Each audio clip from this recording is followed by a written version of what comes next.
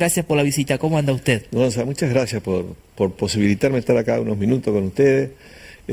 Para mí es tan grave la situación que pasamos que, bueno, aprovechar estos minutos para comunicar a la audiencia, ¿no? Lo que estamos viviendo es importante. Del gobierno, estamos hablando, por las dudas, si hay algún televidente nuevo, estamos hablando de la situación económica, ¿no? Producto de las políticas del gobierno nacional. Sí, digamos, cuando hablamos de situación económica hablamos de situación social, siempre aclaro, Sí. ¿no es cierto?, que la economía es la actividad que desarrollamos para producir bienes y servicios para que la gente viva bien. Ese es el objetivo fundamental, aunque muchos lo pierden de vista. Entonces, si queremos hablar de economía, tenemos que ver cómo vive la gente. Y bueno, eso ya lo sabemos, eso no es necesario apelar a estadísticas, más allá de que muchas veces estadísticas mentirosas del gobierno ocultan más que muestran la realidad. Yo lo dije así en términos muy simples y muy breves, ¿no? A nivel mundial, la humanidad atraviesa un proceso de crisis civilizatoria. Hemos superado la capacidad que tiene el planeta de soportar esa actividad que hacemos, que le llamamos económica, ¿no? De sacar recursos, quemar energía y tirar desechos, y ya no se pueden reponer en tiempo, por lo menos de miles de años o millones, y no hay plan B. Entonces hay un modelo económico que depreda, que sigue sin cesar, que contamina el ambiente y que además concentra la riqueza y el poder en un sector muy reducido. Y a nivel mundial, menos del 1% de la población mundial tiene más riqueza que el resto de la población. Es una locura, ¿no es cierto? Y tiene un proyecto que yo llamo neomalthusiano, porque ellos saben muy bien que no se puede seguir con este ritmo depredador porque si no los recursos no alcanzan. Estamos ya en un 170% de lo que soporta el planeta, de lo que nosotros hacemos. Es decir, tenemos que disminuir, si no tenemos perspectiva. Entonces, o sea, Luis, que si todos consumiríamos lo que consume ese 1 o 5%, ya el planeta no existiría, estaría todo totalmente obviamente destruido. necesitaríamos 8 planetas, así más o menos estadísticamente. Como hay uno solo, entonces ese sector, en lugar de decir, bueno, tenemos que cambiar la modalidad de producir, de consumir, el hiperconsumismo, la contaminación feroz, lo que ellos dicen, sobra población. Sobramos, porque ellos dicen que no más de 700 a 1.000 millones pueden vivir bien. Por lo tanto, en 8.200 millones sobramos unos cuantos, y su proyecto es que los recursos que son escasos, recursos que son esenciales para la vida, para el desarrollo, para las nuevas tecnologías, son escasos a nivel planetario. Ellos han decidido que son de ellos, les pertenecen, y por lo tanto han llevado a cabo estrategias, por un lado de achicar población, guerras, peste y hambruna, y por otro lado apoderarse de cualquier manera de esos recursos, ¿no? Apoderarse a través de guerras, de bombardeos, de invasiones. Eso es lo que estamos viviendo hoy como realidad planetaria. Claro, lo que sorprende por ahí, Luis, un simple paréntesis y lo dejo seguir hablando, es que a veces parecía que se trataba de ocultar un poco esto. Ahora ya, por ejemplo, Estados Unidos, desde que Trump es presidente, no lo oculta para nada, lo reconoce hasta públicamente, y la mayoría de los humanos, no solamente los argentinos, es como que seguimos con la vida como si nada pasa. Es como que él lo dice, bueno, me interesa el petróleo de Venezuela, los recursos naturales de tal y tal lugar. Lo dice abiertamente, ya ni siquiera se preocupan por ocultarlo, ¿no? Exactamente, antes uno tenía que estudiar documentos reservados.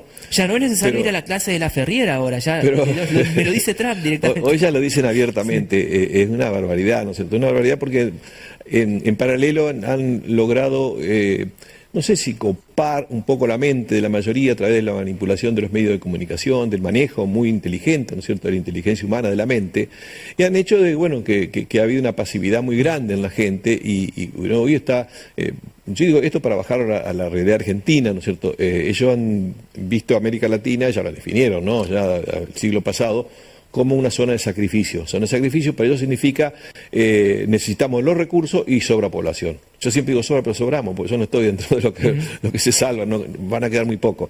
Entonces, Argentina, como parte de eso, estamos viviendo lo que llamo un modelo neocolonial, porque lo definen ellos, no los argentinos, que es de extractivista depredador. O sea, que todo lo que nosotros teníamos como positivo, que mejoraba las condiciones de vida, el empleo, el valor agregado, las tecnologías, para ellos no les importa, les sobra, les preocupa, porque ellos no quieren que nosotros gastemos recursos, los recursos son para ellos.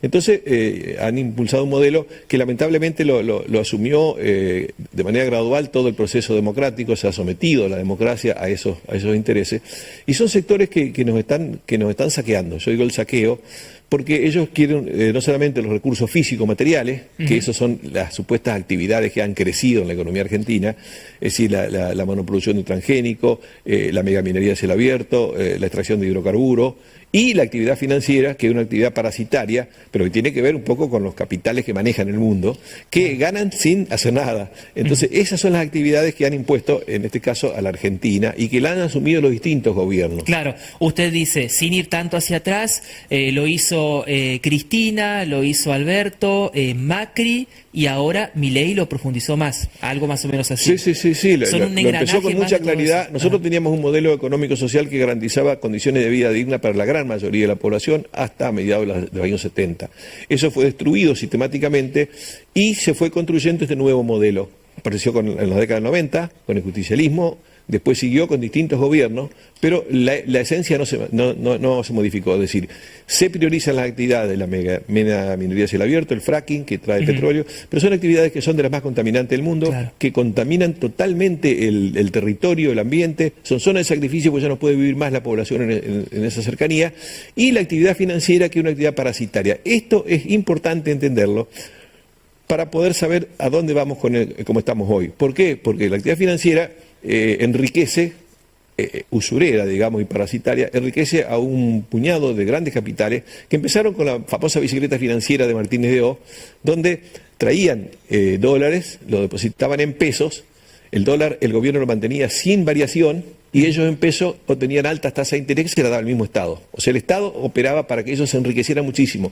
Y cuando se enriquecían con muchos pesos, compraban dólares baratos y se los llevaban.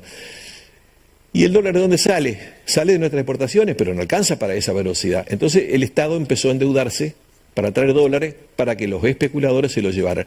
Esto inició un proceso de endeudamiento que empezó al inicio de la dictadura con 8.000 millones de dólares de deuda y hoy tenemos más de 525.000 millones de dólares. O sea, para que vean, ha explotado la deuda. ¿Por qué?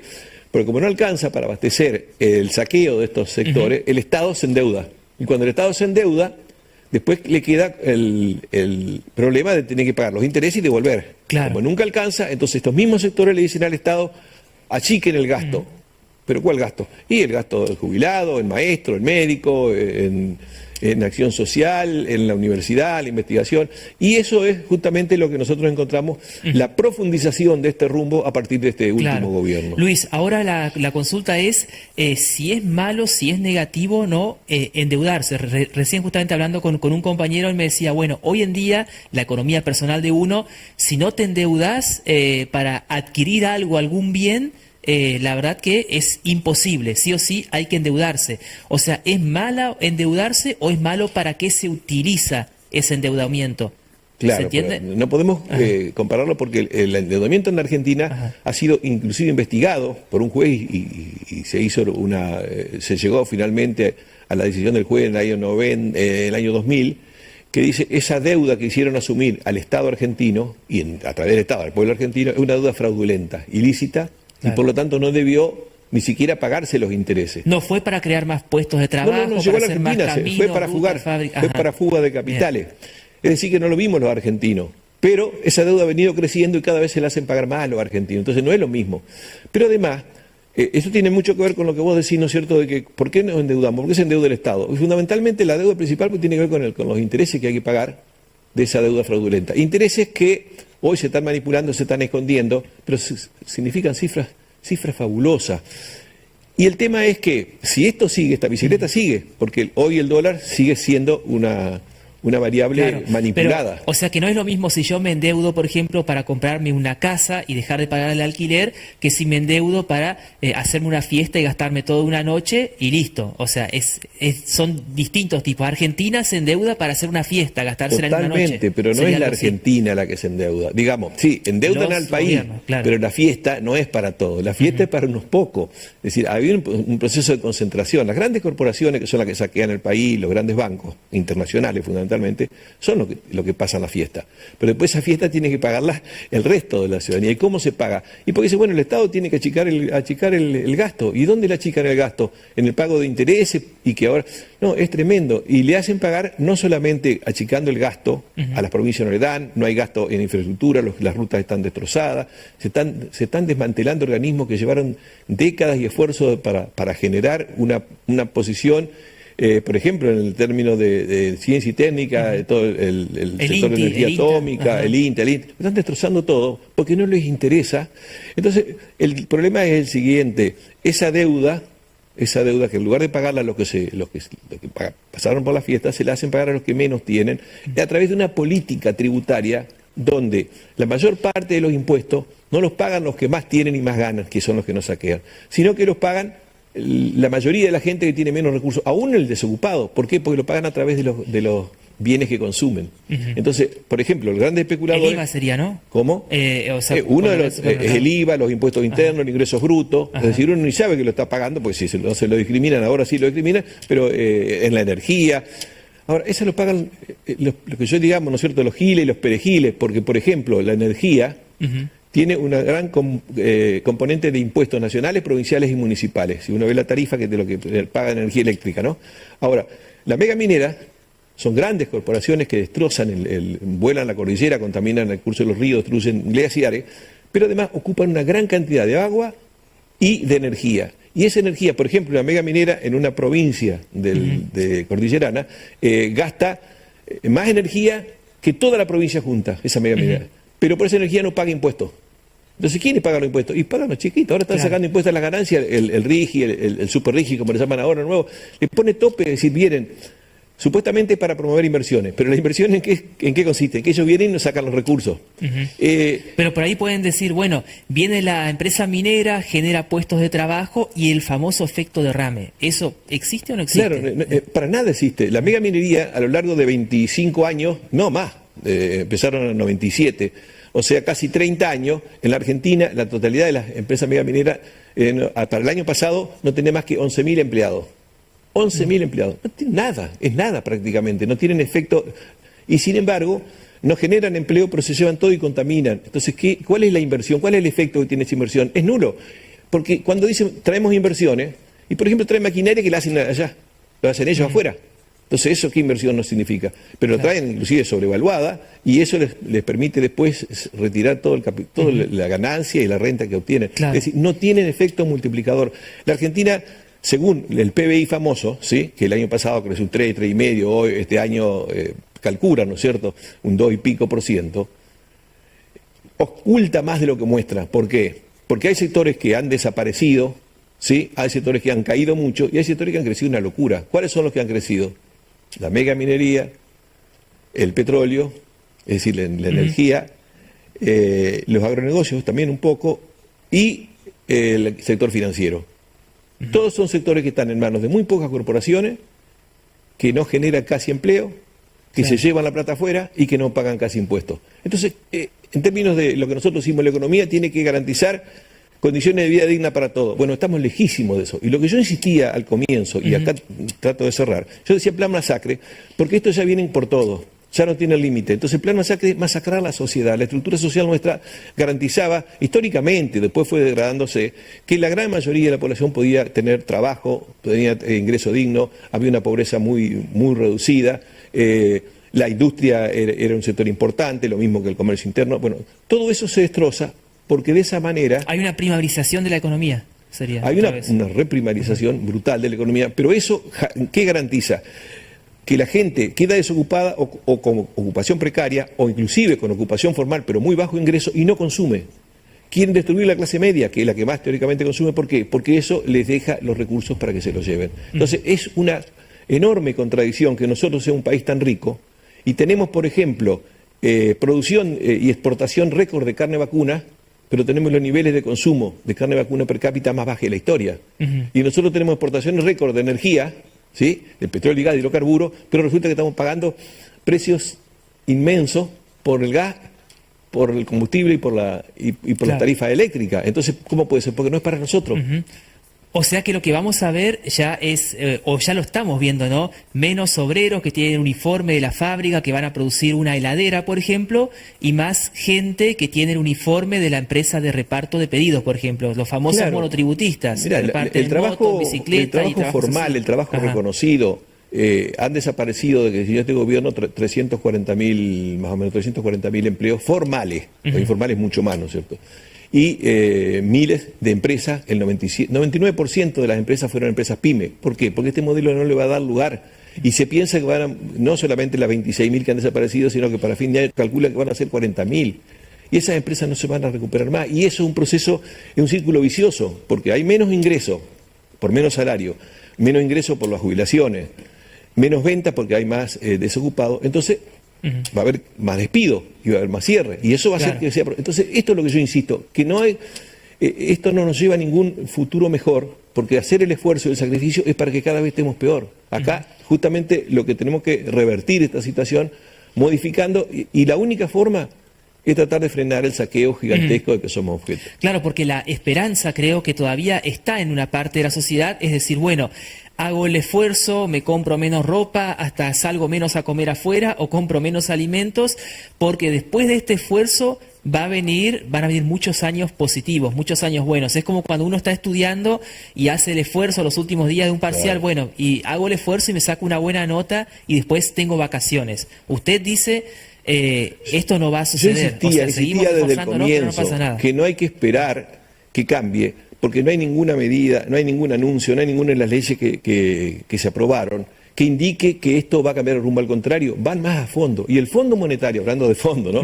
El Fondo Monetario, que es el organismo que representa a los intereses usureros, los capitales más saqueadores del mundo, le está diciendo a la Argentina: nosotros te prestamos, pero queremos que vaya más a fondo. ¿Cómo? Bueno, con lo que hicieron como la reforma laboral, que los trabajadores sean cada vez más esclavos, con lo que quieren ahora la reforma previsional, que los viejos se mueran antes, porque están de más y son mucho gasto, y con la reforma tributaria, que los impuestos no lo paguen las grandes corporaciones, sino que lo pague el chiquitaje. Claro. Entonces, ¿por qué? Porque ellos lo quieren saquear. Esto es el tema. Entonces no podemos esperar que es pasivo, porque vamos rumbo hacia el abismo. Si no cambiamos el rumbo, no tenemos futuro. Bueno, hablando de cambiar el rumbo, el año que viene hay una posibilidad de cambiar el rumbo porque hay elecciones.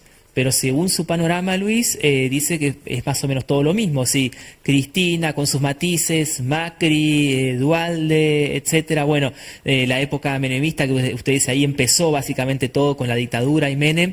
¿Qué hacemos el año que viene? ¿Hay otro modelo posible o tenemos que ya acostumbrarnos que uno ve que una parte de la sociedad está Yo como... creo que- Ya ni sale a la calle una parte de la sociedad. Está como dice, bueno, no se puede hacer nada. No come. Los jubilados tienen, si pagan un alquiler, no pagan, comen mal y comen una vez al día y no compran remedio. Y cada vez le están afectando más las obras sociales, cada vez le están afectando. Y encima de eso, para beneficiar a los grandes empresarios, la reforma laboral lo que establece es que ahora se puede despedir sin costo para el empresario. ¿Y quién paga el costo? Y lo va a pagar con los fondos que le sacan al ANSES. Entonces el ANSES no va a tener para pagar a los jubilados y decir, bueno, es deficitaria. Es tremendo, es diabólico esto. Claro. Pero ¿Hay una si no salida, se- Luis, o no? ¿Cómo? ¿Hay una salida o no? Por último, Por supuesto. A algo ver, positivo, no por sé por qué es supuesto. viernes. Si nosotros, yo creo que lo he comentado acá, nosotros en lo que va de este siglo, hemos tenido, por ejemplo, una balanza comercial favorable de más de 300.000 millones de dólares. ¿Qué quiere decir? Que exportamos más que los que importamos, por eso quiere decir que nosotros tenemos que estar nadando en plata. Y la deuda se multiplicó varias veces. Lo que tenemos, la única salida no es por receta, sino que tiene que ver con que frenar el saqueo. O sea, si el saqueo continúa, nosotros vamos a la masacre de la sociedad, una sociedad de 80-90% de pobre.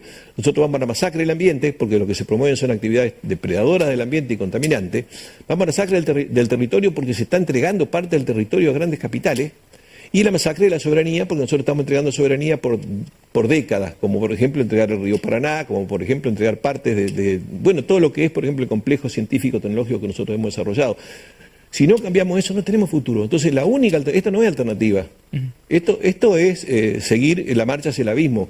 Y la única alternativa es que la sociedad despierte. Porque si nosotros confiamos, porque ya nos está demostrando la marcha que tenemos de la democracia, que si el pueblo deposita y da un cheque en blanco cada 4 años, y estamos entregados. Tiene que activarse, tiene que despertarse, tiene que entender que nosotros tenemos todo para estar bien. Si nosotros estamos produciendo el equivalente de alimentos para 600 millones de habitantes y no podemos alimentar a 47, que si nosotros tenemos capacidad, si nosotros tenemos energía, si nosotros tenemos poder construcción masiva para la gente que no tiene, que tiene menos recursos, nosotros tenemos un montón de capacidades que todavía no se han destruido del todo. Tenemos un sistema científico que se está destruyendo, pero tenemos un sistema educativo que a pesar del desastre lo podemos recuperar. Si nosotros comparamos con el resto de América Latina, nosotros tenemos un sistema de salud pública que tenemos que potenciarlo.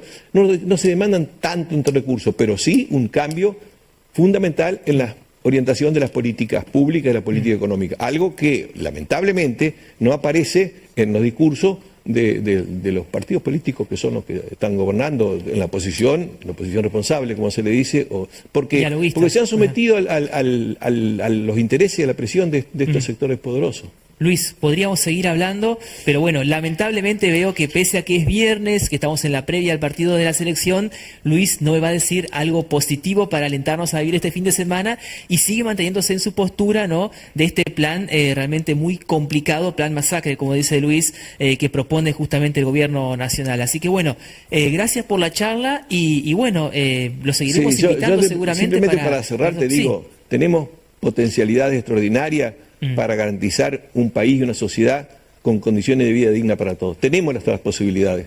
Hay capitales, hay recursos, hay inversiones, hay inteligencia, hay territorio, tenemos todo. Lo que pasa es que tenemos que decidirnos, los argentinos, a ser protagonistas de este proceso y no esperar de brazo cruzado algo que no va a llegar de arriba. Y tengo mucha esperanza también porque todavía hay periodistas que nos dan la posibilidad menos, me parece, ¿no? Todavía no sé cuándo va a llegar, ¿viste? Sí. Pero hasta dónde, pero... No sé si el lunes seguimos con este programa, pero bueno, hay que reconocer que agradecemos al canal también que nos dan este espacio, ¿no?, para hacer una entrevista bastante extensa. Si bien Luis podría hablar mucho más tiempo, hay muchos más temas para hablar, pero bueno, por ahí no es común encontrar en televisión, en radio, espacios donde uno pueda explayarse durante tanto tiempo. Esperemos que del otro lado genere interés y ustedes se queden escuchando porque es interesante también. Después saquen sus propias conclusiones, pueden coincidir o no, pero es importante escuchar diferentes voces y no simplemente a los economistas tradicionales, ¿no? Porque Luis es economista, pero por ahí tiene otra visión, porque siempre nos quieren encasillar en kirchnerista libertario, más o menos a grandes rasgos. Y a Luis, si ustedes lo escucharon en sus sucesivas entrevistas, él tiene otra posición y tiene una visión mucho más allá de las fronteras de Argentina, sino en un contexto mundial y cómo vincula la economía, el ambiente y la sociedad, ¿no?, que es todo un conjunto y no van por separado. Luis, ahora sí, muchas gracias. Muchas gracias, Gonzalo. Luis Laferrière, economista aquí por Paraná 6, breve pausa y ya seguimos con más información.